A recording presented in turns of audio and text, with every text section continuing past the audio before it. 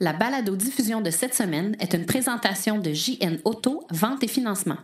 Voiture presque neuve, plus de 35 véhicules électriques à partir de 50 $ par semaine. C'est le début de la livraison des Tesla 3 au Québec. Lancement de la deuxième édition du livre Auto électrique et plus. 12 bornes de recharge sont installées au Témiscouata. 62 000 Pacifica hybrides sont achetés par Google. Aéroport de Montréal augmente son électrification des transports. Autobus Lyon lance un autobus de 240 km d'autonomie. Une entrevue où on parle des avantages des véhicules électriques pour les jeunes. Doit-on uniquement charger un véhicule électrique lorsqu'il est complètement déchargé? Tout ça et bien plus encore dans ce 35e épisode du balado « Silence, on roule ».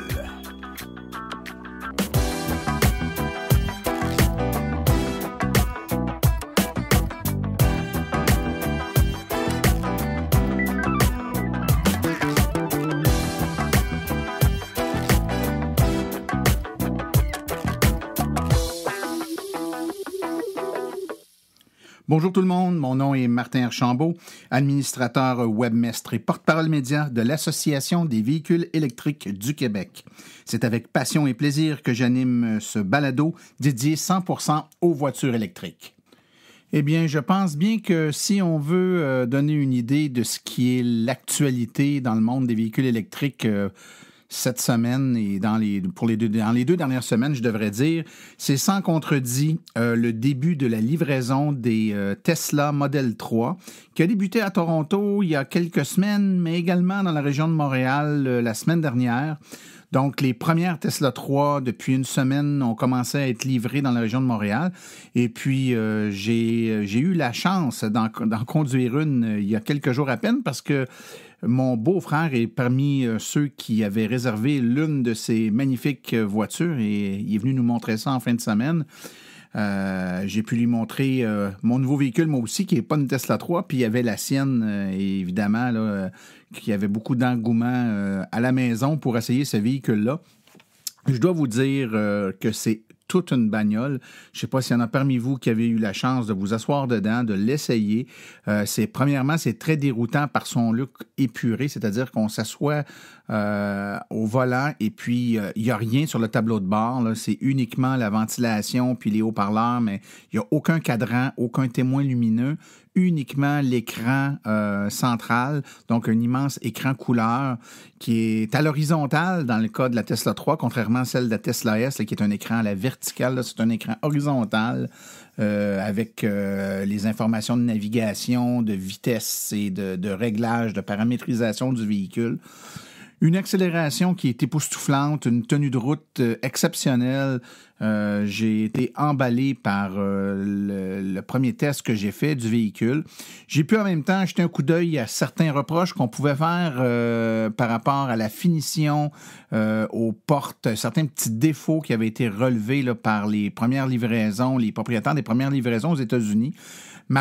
Mon constat, du moins pour le véhicule de mon beau-frère que j'ai essayé, que j'ai observé, c'est que ces défauts-là semblent avoir été réglés. Les problématiques ont l'air d'avoir été réglées, donc tout me semblait impeccable. Donc, tranquillement, pas vite, je dis tranquillement, pas vite, mais quand même assez vite, à rythme de plusieurs véhicules par jour. On va commencer à voir apparaître là, de plus en plus de Tesla Model 3 sur les routes du Québec. Donc, félicitations à tous ceux qui avaient mis leur nom sur la liste d'attente, qui ont été assez patients pour attendre, parce que plusieurs, selon un certain sondage qui est sorti là, cette semaine, c'est près de 25% des gens qui ont retiré leur acompte là, au fil du temps, dû au retard de livraison et toute autre raison. En fait, il y en a certains qui ont constaté aussi que les premières livraisons, ça ne serait pas les modèles de base. Donc, je vous rappelle que la Tesla Model 3, comme toutes les Tesla, finalement, est livrée en plusieurs versions et que la stratégie de Tesla est de livrer les modèles un peu plus haut de gamme en premier pour financer le reste de la production. Donc, c'est les modèles avec les batteries de 500 km d'autonomie avec plusieurs options. Là. Donc, c'est celles-là qui sont livrées en premier. Les modèles avec la plus petite batterie ou encore les modèles avec le 4 roues motrices là, seront livrés un peu plus tard. Donc, ceux qui ont laissé leur nom, qui l'ont eu, ben, je pense que la plupart des gens sont emballés de ce véhicule-là. Donc, malgré les retards et tout ce qu'on peut dire sur la gestion de la Model 3 par Tesla, là, on peut que saluer encore une fois la qualité de fabrication et le plaisir de conduite qu'on éprouve au volant de ce magnifique véhicule. Alors, je vous rappelle que vous pouvez, si vous ne l'avez pas fait, vous pouvez vous abonner pour écouter les balados Silence on roule à partir de iTunes Store ou encore de Google Play ou tous les grands sites de podcasts que vous pouvez trouver sur le web. C'est de vous abonner afin de recevoir les épisodes directement sur votre téléphone ou votre tablette. C'est la façon la plus simple de nous écouter. Et si vous avez le temps et le goût, allez nous mettre une petite cote là, sur le Apple Store. Donc, faites une recherche sur Silence on roule et puis vous nous mettez 5 étoiles, évidemment, si vous pensez qu'on le mérite. Et vous nous laissez des petits commentaires constructifs. Et puis nous, ça nous aide là, à faire connaître le podcast et puis à savoir un peu ce que vous aimez, ce que vous aimez moins. Vous pouvez également m'écrire à martin@aveq.ca et puis il va me faire plaisir là, de vous lire et puis de savoir là, que vous êtes à l'écoute. C'est un peu nos seuls barèmes parce que finalement, aussi paradoxal que ça puisse paraître, sur le web, du moins en podcast, c'est très difficile d'avoir une idée précise de l'auditoire puisqu'on est diffusé via différentes plateformes dont plusieurs n'ont pas de moyens de nous indiquer là, le nombre d'abonnés ou le nombre d'écoutes qui ont été faits. Donc, on doit là, essayer d'approximer. Mais quand même, à la quantité de courriels que je reçois, là, je sais que je ne parle pas dans le vide. Et puis, j'apprécie toujours entendre parler de vous. Donc, gênez-vous pas. Alors, on va tout de suite enchaîner dans quelques instants avec les actualités dans le monde de l'électromobilité.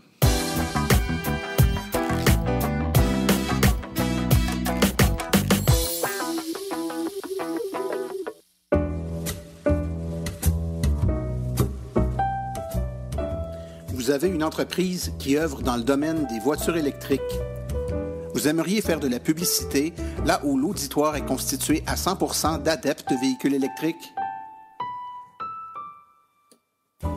Écrivez-nous à info@aveq.ca afin d'avoir toutes les modalités de publicité, autant dans la balado-diffusion que sur notre site web et nos autres médiums.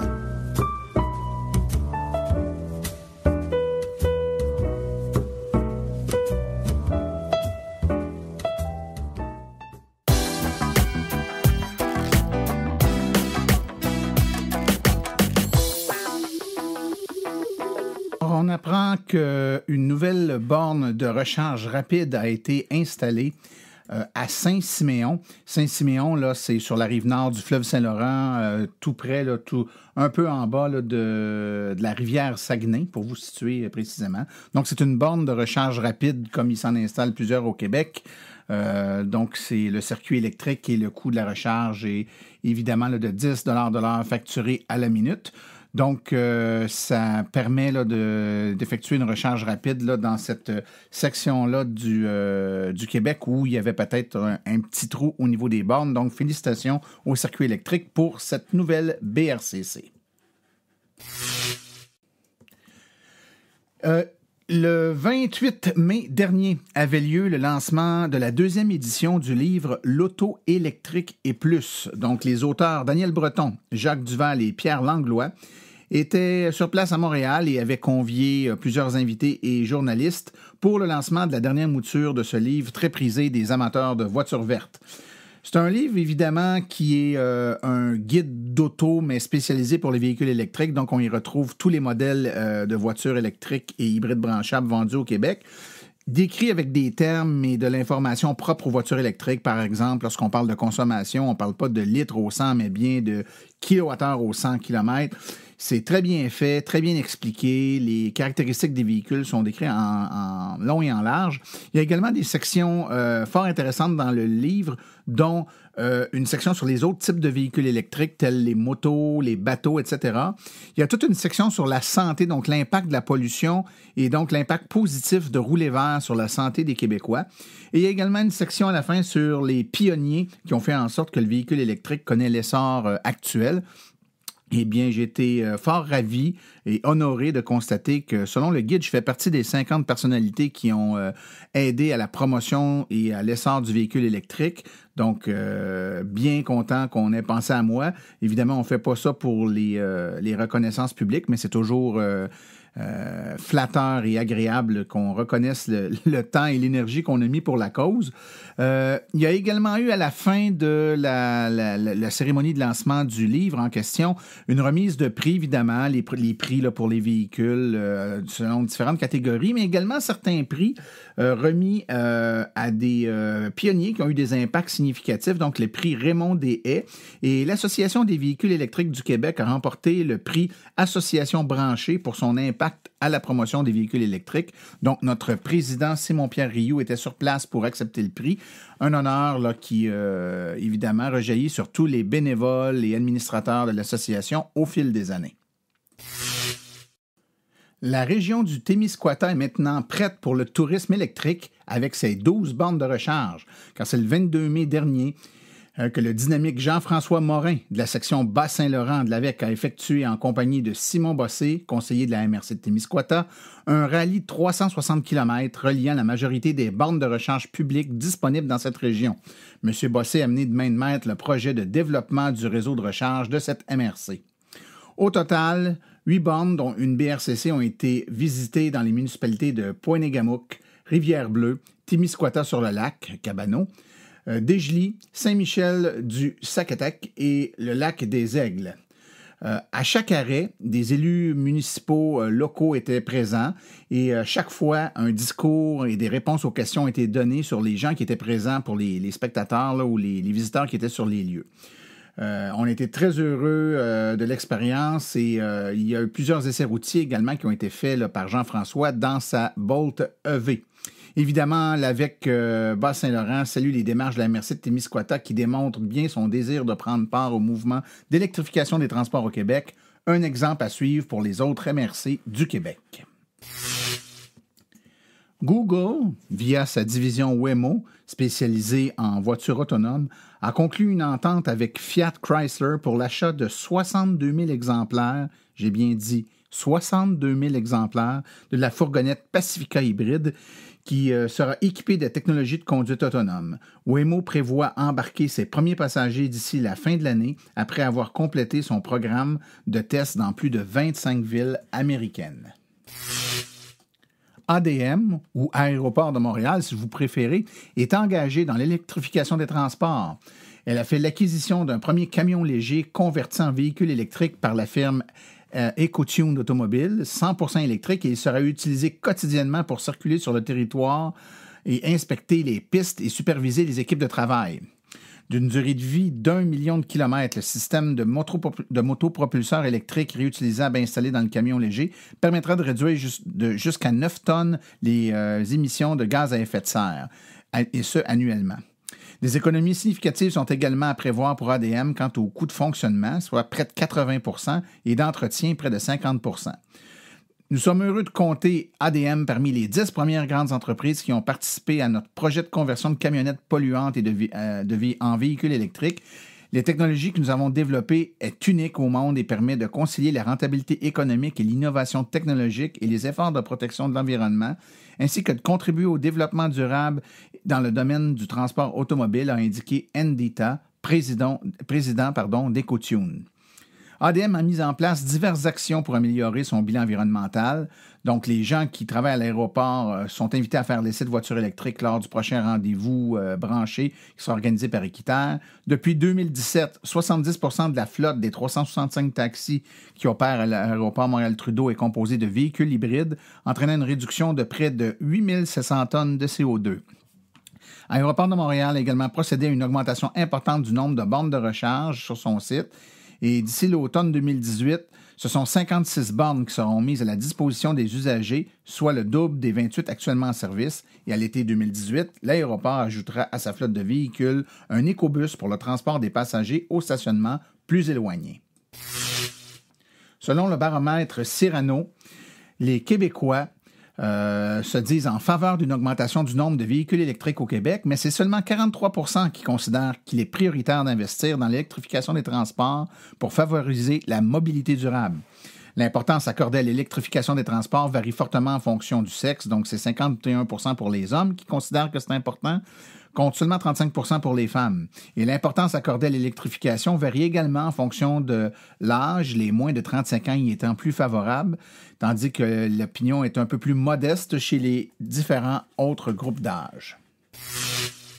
La compagnie québécoise Lion, spécialisée en autobus électriques, a profité du sommet mondial de la mobilité durable Moving pour dévoiler son nouveau minibus électrique.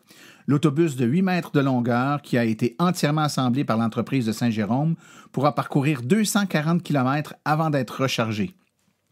L'autobus électrique, dont la conception a été financée en partie par le gouvernement du Québec, possède un plancher bas et peut déployer une rampe afin d'être accessible aux personnes à mobilité réduite. Selon l'entreprise, le véhicule pourrait servir autant au transport scolaire qu'au sein d'une flotte d'une société de transport. La compagnie Fiat Chrysler Automobile annonce qu'elle va avoir un plan très ambitieux d'électrification pour les 5 prochaines années. Elle prévoit développer, entre autres, 14 Jeeps branchables d'ici 2022, dont 4 totalement électriques. En fait, les consommateurs se verront offrir une version électrique pour chaque modèle de Jeep offert d'ici 2021. Le Cégep de Rivière-du-Loup redémarre son programme en technologie des véhicules électriques. Cette attestation d'études collégiales de 675 heures s'adresse aux personnes déjà formées en électricité ou en électromécanique et elle vise à offrir aux étudiants un perfectionnement qui leur permettra d'assister les ingénieurs dans la conception et la fabrication de tout véhicule électrique. Cette formation est offerte exclusivement par les cégeps de Saint-Jérôme et de Rivière-du-Loup. Et soulignons que cet AEC peut servir de passerelle pour les détenteurs d'un DEP dans des domaines connexes et qui souhaiteraient obtenir leur DEC en électronique industrielle plus rapidement. Les personnes intéressées ont jusqu'au 14 septembre pour s'inscrire et pour toute question, les curieux peuvent composer le 1-800-463-8016 ou visiter la page Facebook du groupe Collégia.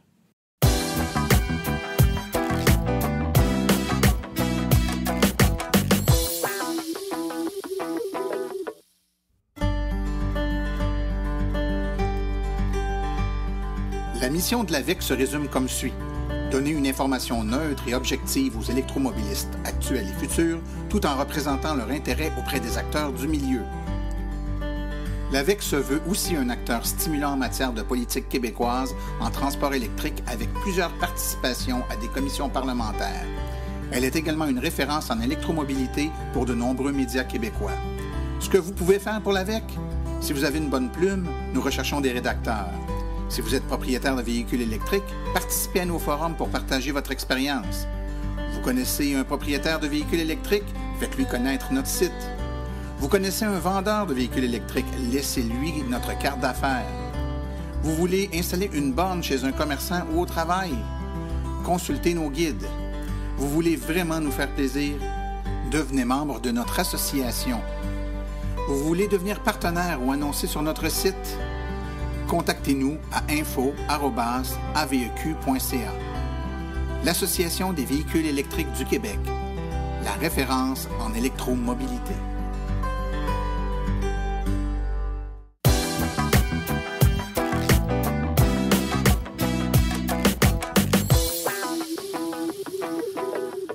Alors, une question qui nous est souvent demandée, ou en tout cas, je devrais plutôt dire une affirmation qui est souvent faite, c'est que les voitures électriques, c'est des voitures pour les riches, ou encore les voitures électriques, il faut avoir énormément de kilométrage à faire dans une année pour que ça devienne rentable. Par conséquent, c'est pas une voiture qui est faite pour les jeunes ou pour les étudiants. Et pourtant,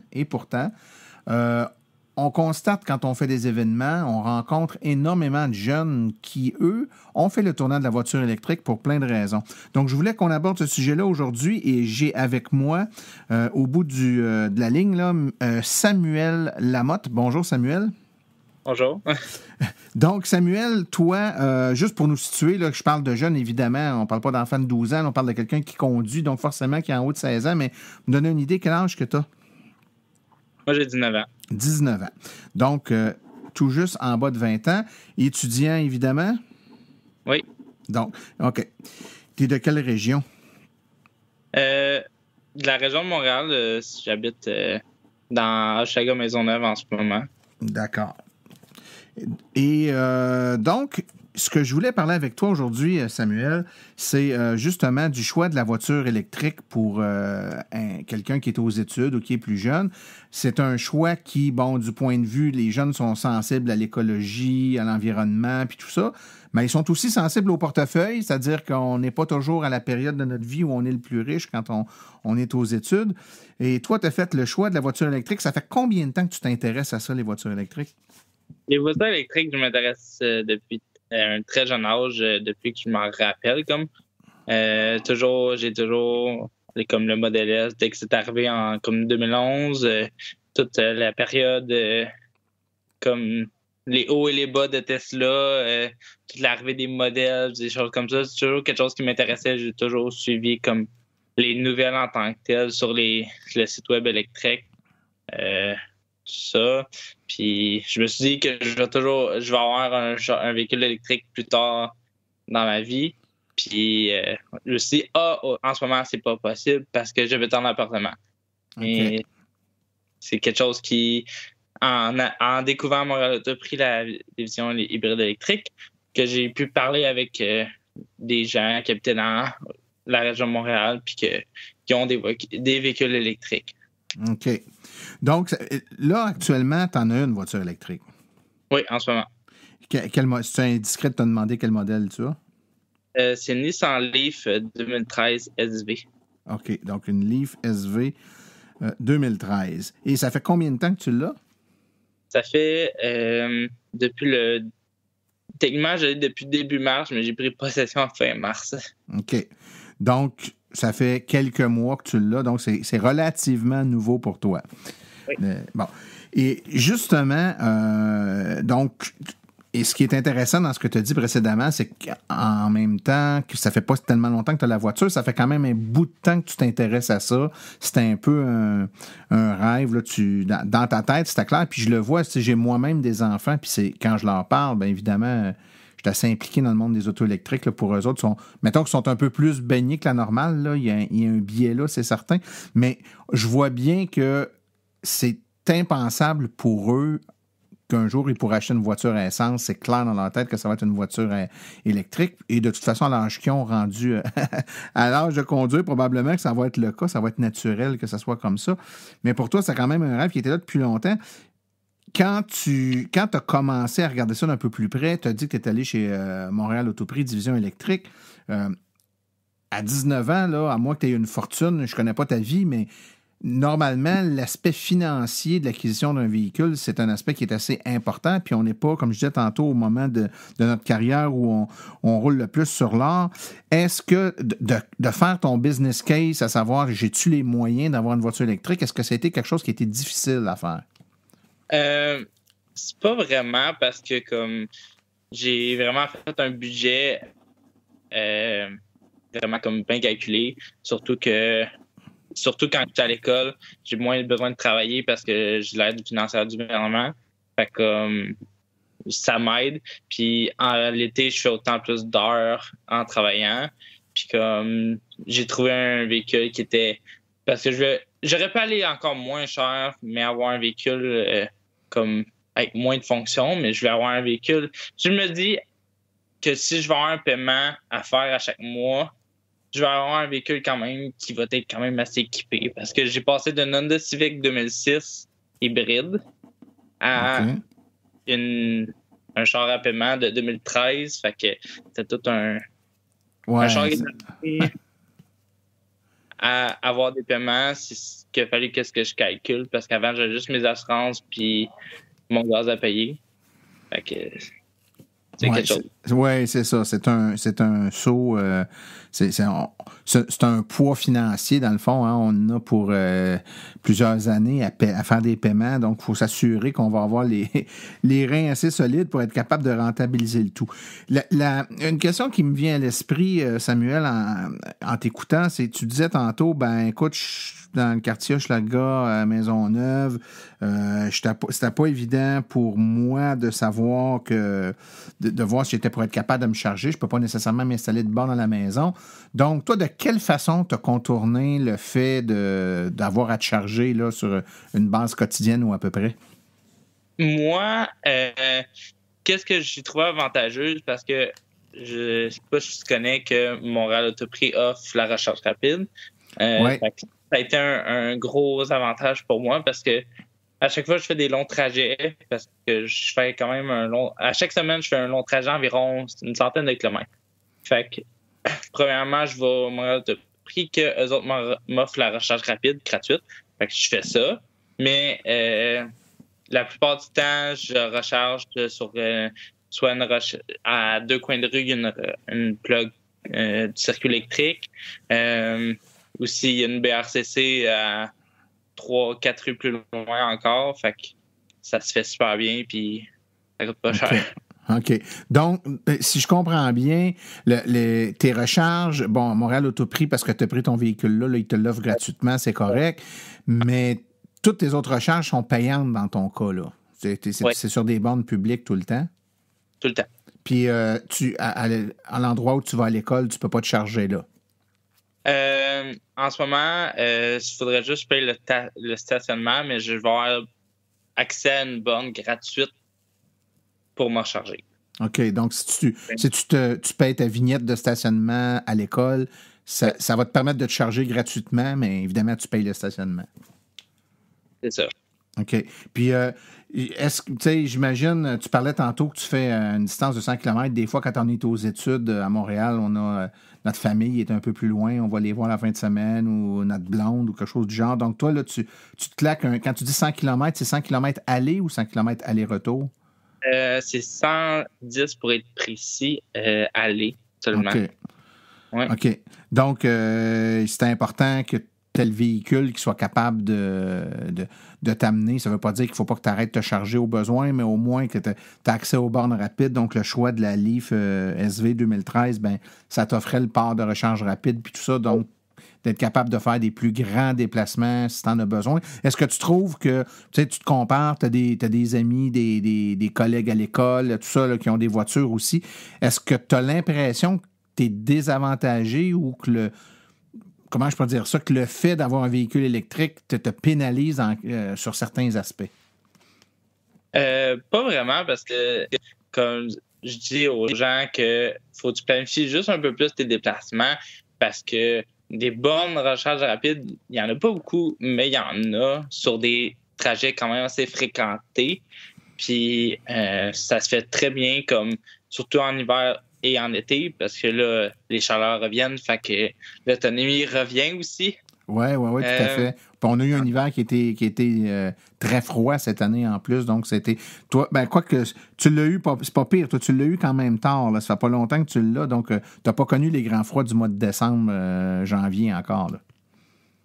Non, j'ai eu des moins 10, moins 15, mais toujours le même trajet que je fais. J'arrête une fois en montant. Puis là, je commence à pouvoir le faire comme pour le retour, en une seule charge. Et puis, j'ai pas besoin comme de rouler, exemple, à 90, rouler à 100, puis c'est ça. Tu te prives pas, puis tu roules, puis ça va bien. Ouais. Est-ce que dans ton cercle d'amis ou de connaissances, tu es le seul qui a un véhicule électrique ou il y en a d'autres qui en ont? Je suis seul qui a un véhicule électrique. J'étais même le seul qui avait un véhicule hybride avant. OK. Fait que tous tes amis ont des voitures à essence, là. T'es la bébête rare qui roule électrique. Oui. Puis, est-ce que tu as l'impression que le fait qu'ils te voient fonctionner avec ça, puis tout ça, ça l'allume en eux le désir de peut-être un jour rouler électrique eux autres aussi? Certains de mes amis, oui. Certains de mes amis, c'est complètement un non dans leur tête parce que, je sais pas, parce que où est-ce que je travaillais avant, j'avais accès à une borne. Je travaillais dans un Saint-Hubert et j'avais accès à une borne. Puis des gens à mon emploi me disaient tout le temps comme « Ah, t'es tout le temps plugué, pourquoi moi je voudrais ça? » C'est parce que, comme, pourquoi que je me pluguerais pas quand que je pourrais avoir d'énergie pour une pièce de l'heure quand que puis ça se charge en 1h30. Puis comme pourquoi que est-ce que toi tu peux générer du gaz juste en restant stationné? Ouais, c'est ça. Ben, en fait, c'est que souvent, tu sais, quand on a une voiture électrique, on a accès à une borne, puis encore plus quand si on la paye pas, ben on se recharge. Tu sais, qu'on ait de besoin ou pas, ça arrive souvent qu'on va se charger, ça est disponible, puis on prive personne, évidemment. Il y a des gens qui interprètent ça souvent comme étant on a besoin nécessairement de se charger. C'est pas toujours le cas. Des fois, c'est tout simplement par prévention, on va le faire, mais on aurait pu retourner à la maison sans se recharger de toute façon. Mais effectivement, tu as raison, il y a des gens pour qui ils ont l'impression qu'il faut toujours falloir qu'ils soient branchés si on veut que ça fonctionne. Pourtant, sur une période, sur un cycle de 24 heures, la voiture, tu n'auras pas besoin de la charger bien des heures là-dedans. Là. Non, c'est ça. C'est pour ça que certains de mes amis, justement, ils veulent pas parce que eux autres sont tout le temps comme on the go, genre. Puis, ils sont tout le temps en chemin. Fait ils n'ont pas le temps d'arrêter, exemple, à une recharge rapide, 25 minutes pour se recharger. Mais avant, c'est ça que je me disais aussi, mais à le faire, ton 25 minutes, il passe tellement vite que t'as même pas le temps de le voir, que tu rentres, aller aux toilettes, puis tu ressors, puis t'es déjà rendu, exemple, à 20%. T'étais à 20%, puis t'es rendu déjà à 50%. Ah ouais, ça va assez vite quand même. Est-ce que, quand tu as acheté ton véhicule, bon, c'est un véhicule usagé, est-ce que c'était un véhicule qui était un véhicule américain pour lequel tu as eu le rabais du gouvernement ou c'est un véhicule que tu as payé le plein prix d'un véhicule usagé au Québec? Là? Non, j'ai pas eu le rabais du gouvernement parce que vu que c'est une 2013, ça, je trouvais ça dommage pareil. Mais pour le prix que j'ai payé, le rabais, techniquement, il était comme inclus parce que je regardais de 2014, je payais 5 000 de plus. Mm-hmm. Mais là, j'étais comme... J'aime mieux avoir une quand même assez équipée, comme j'ai dit tantôt, avec des bons équipements à l'intérieur, qu'avoir, exemple, une S, pas de recharge rapide, mais avoir le rabais du gouvernement. Oui, tout à fait. Effectivement. Toi, à l'école où tu vas, tu me dis que dans le stationnement, au stationnement, si tu payes ton stationnement, il y a des bornes, vous avez accès à des bornes. Donc, est-ce que tu considères que les endroits publics, ou en tout cas ceux que toi tu visites, et ça inclut évidemment l'école où tu vas, est-ce que tu considères qu'il y a cette borne où il y a encore du travail à faire pour augmenter le nombre de bornes pour rendre ça viable? En d'autres mots, si jamais tu prenais ta vignette du stationnement, t'es-tu pas mal assuré d'être capable de te charger là ou déjà tu te rends compte qu'il y a juste 2-3 bornes qui sont toujours utilisées? Non, je suis sûr qu'il y a un manque de bornes parce que justement, j'ai passé l'autre jour en avant puis j'ai vu une Volt sortir du stationnement puis parmi 5 chars qui sont sortis. Fait que je me dis, s'il y a 5 véhicules qui sont sortis puis il y en a une, c'est une Volt là-dedans, je me dis, si on se fie aux statistiques... il y a beaucoup de véhicules électriques. Oui, effectivement, il y en a de plus en plus. Écoute, j'ai 2 autres petites questions pour toi. La première, c'est, mettons que tu es encore aux études, là, puis que pour une raison X, là, demain matin ou dans 2 ans, peu importe, là, tu dois te réacheter une voiture électrique, mais tu es dans la même situation financière que tu es actuellement. Donc, tu gagnes pas plus, tu gagnes pas moins. Tu as un revenu équivalent à celui que tu as là. Est-ce que tu refais le choix de prendre une voiture électrique? Certainement. C'est sûr que y a tellement de choses qui peuvent changer en 2 ans que je peux avoir moins de besoin parce que j'aurais pu aller vers, exemple, une Spark électrique, mais qui m'offrait pas assez d'autonomie pour mes besoins du moment. Mais comme j'aurais pu, dans 2 ans, je pourrais plus avoir besoin de faire 100 km 110 pour avoir besoin de faire 25, 30 puis être bien satisfait qu'une Spark ou une Mièvre. Tout à fait. Écoute, comme dernière question qui me vient, c'est que là, tu vas finir l'école un jour, tu vas te trouver une job, puis là, les revenus augmentent sensiblement, puis là, c'est plus vraiment une contrainte d'argent, là, donc sans être... comme on dit, millionnaire, là, disons que tu as un bon revenu, tu es bien installé, puis là, financièrement, c'est plus un frein. Et là, il faut que tu t'en achètes une voiture. Là. Mettons qu'on élimine le fait que tu as énormément d'argent, donc on élimine, par exemple, les grosses Tesla. Si tu avais à choisir dans ce qui reste comme voiture, là, mettons, on va dire de 45 000 et moins, là, qu'est-ce que tu choisirais si tu avais le choix? Si j'aurais le choix en ce moment, j'irais sûrement... J'aime bien ma Nissan en ce moment. Mais le seul truc que j'aime pas, c'est que je vois dans les nouvelles, comme je vois que la plupart, ils disent que le Porsche Adamo va tendance à disparaître puis que le combo va prendre le dessus. C'est ce qui me fait une crainte, c'est ça.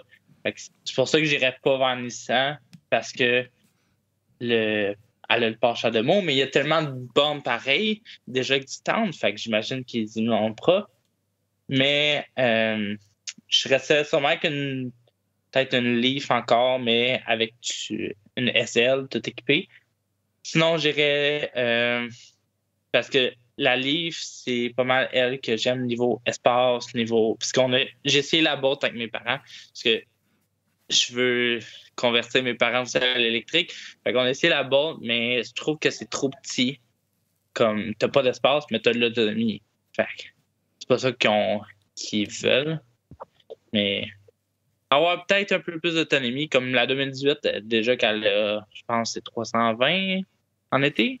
C'est-à-dire elle a 241 km qui est annoncé là, sur le cycle PA, mais les gens qui l'ont actuellement font facilement là, à des températures comme aujourd'hui, 250, 260 km avec un mélange route puis ville, là, un mélange moitié-moitié. Il va se faire des 300 cet été, c'est pas mal sûr. Et comme la technologie avance tellement vite que d'ici 2-3 ans, la plupart des véhicules vont tous faire 300, 400 km, j'imagine. Puis, mais je voudrais un véhicule plus, encore plus d'espace.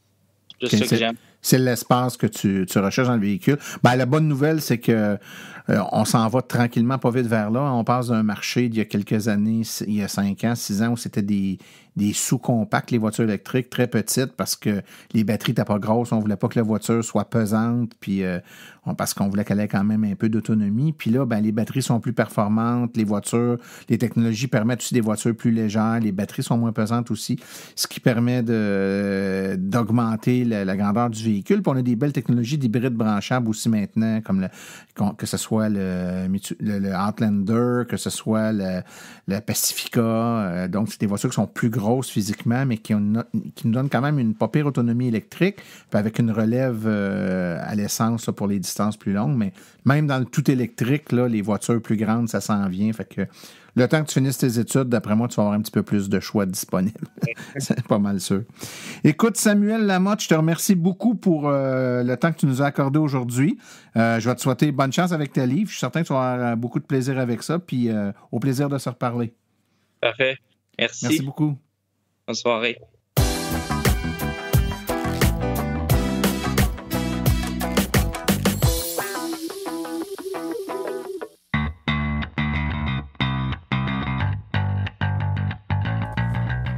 Vous êtes intéressé à faire le saut pour une voiture électrique?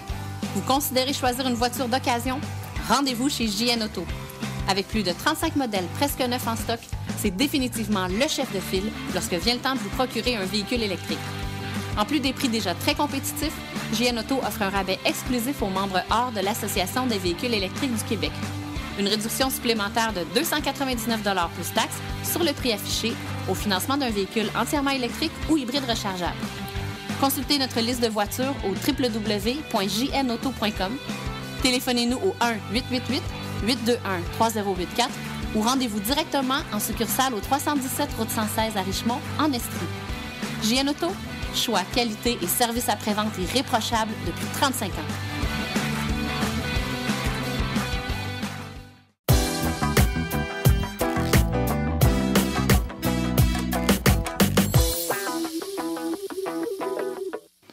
Alors, je suis présentement avec mon ami Émile. Comment ça va, Émile? Bien. Oui, ça va toujours bien, toi. Puis là, ça doit aller très bien parce que là, c'est le début des vacances. Mais T'es-tu content?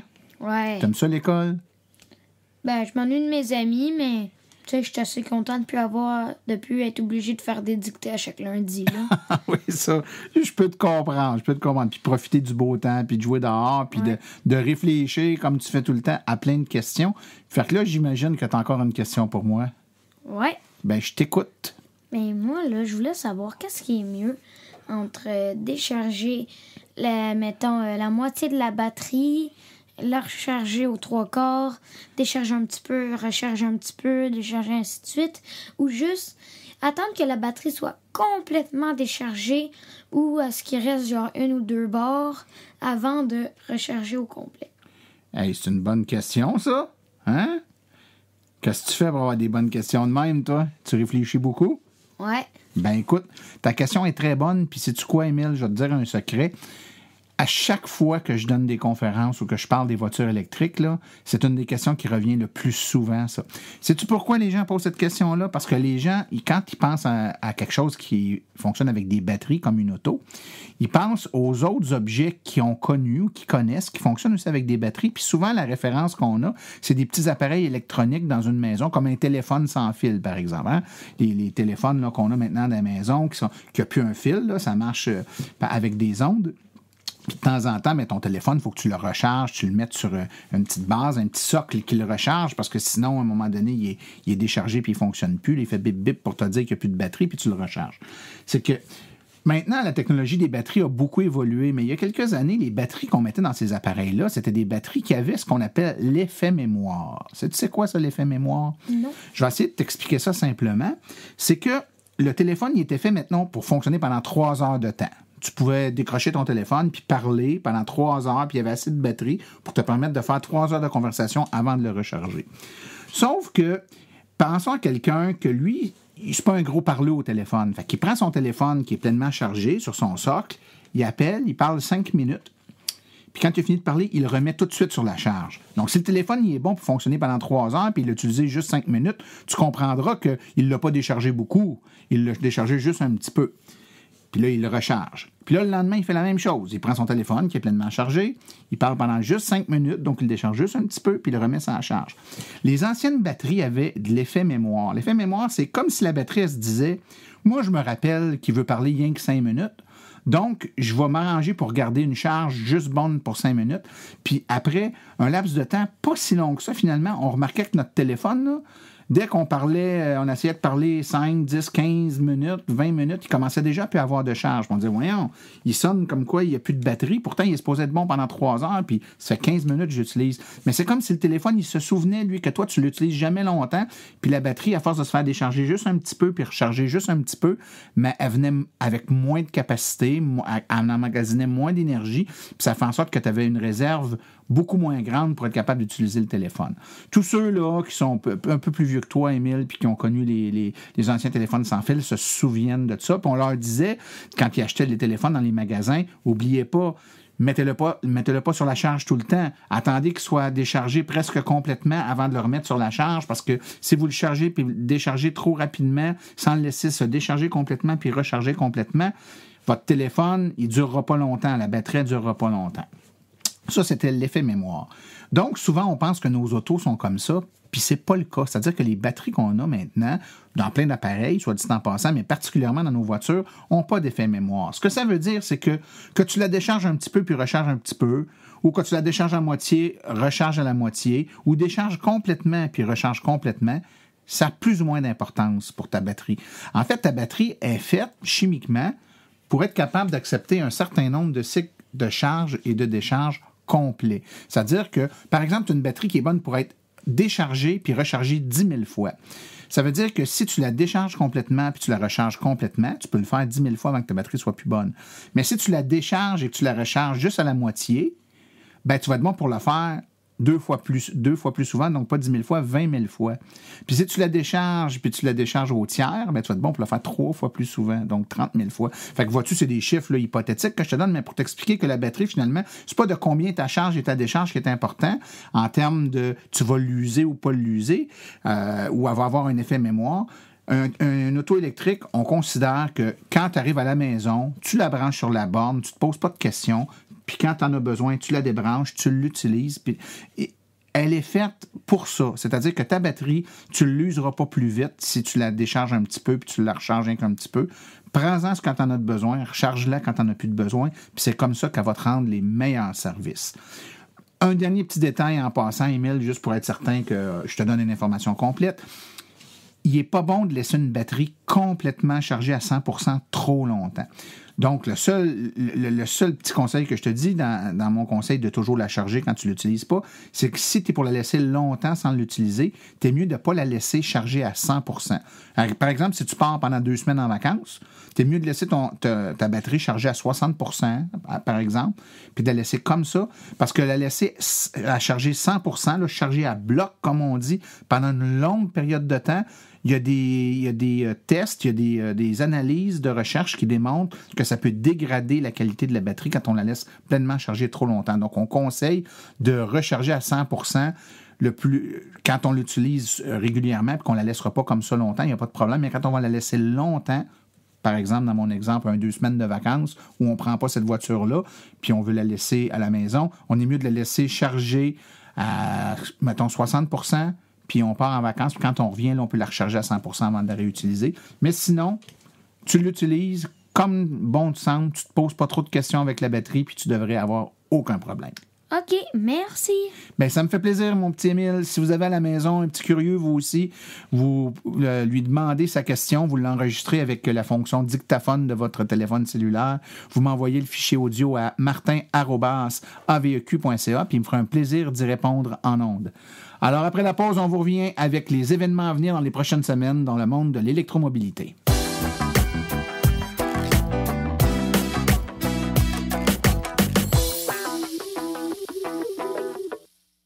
Alors, voici les événements à venir dans les prochaines semaines dans le monde de l'électromobilité. La fête des voisins, c'est le 9 juin à compter de 8 heures. Et ça se passe au centre polyvalent 41 rue Lassalle à Pointe-à-la-Croix. C'est des essais routiers et kiosques d'information sur les véhicules électriques. Le 9 juin 2018, c'est le lancement des bornes de Saint-Zotique à la plage de Saint-Zotique au 105-81e avenue Saint-Zotique. Kiosques, essais routiers, accès gratuit pour les véhicules électriques pour toute la journée. Des prix pour les bénévoles qui vont participer. C'est de 9h à 20h, donc à la plage de Saint-Zotique. Rassemblement de voitures électriques à Richelieu, c'est toujours le 9 juin au restaurant Pépé. Super choix. Il y a également toujours le 9 juin une grosse journée événement ACAD 2000 de 10h à 16h. C'est au 66 rue Sainte-Anne à Ville-Marie. Le 16 juin, c'est des essais routiers à Sainte-Marguerite-du-Lac-Masson de 10h à 14h au parc Édouard-Masson, 70 chemin Masson, Sainte-Marguerite. Et c'est un kiosque d'information sur les véhicules électriques et des essais routiers. Le 16 juin 2018, c'est Ici on roulait électrique au stationnement du concessionnaire Nissan à Sainte-Agathe, de l'information sur les véhicules et des essais routiers. 15 et 16 juin 2018, c'est le Branchez-vous de Drummondville. Des essais routiers, kiosques d'information, inscription à l'avance pour réserver un circuit d'essai si possible.